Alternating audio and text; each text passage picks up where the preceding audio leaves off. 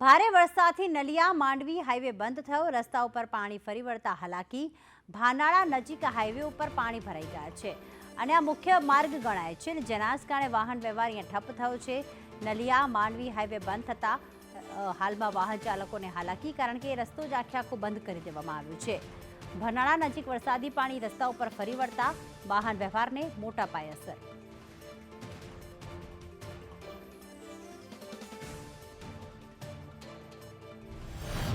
કચ્છમાં છેલ્લા 24 કલાકથી ધોધમાર વરસાદ વરસી રહ્યું છે અને નલિયા અને માંડવીને જોડતું મુખ્ય માર્ગ હાલ પાણીમાં ગરકાવ થઈ ગયું છે। કેમેરામેનને કહીશ કે આપણે દ્રશ્યો બતાવશે। હાલ જે મુખ્ય માર્ગ ઉપર પાણી ફરી વળ્યા છે, જેના કારણે વાહન ચાલકોને ભારે હાલાકીનો સામનો કરવો પડી રહ્યો છે। હાલ જે વાહન વ્યવહાર છે એ ઠપ જોવા મળી રહ્યું છે।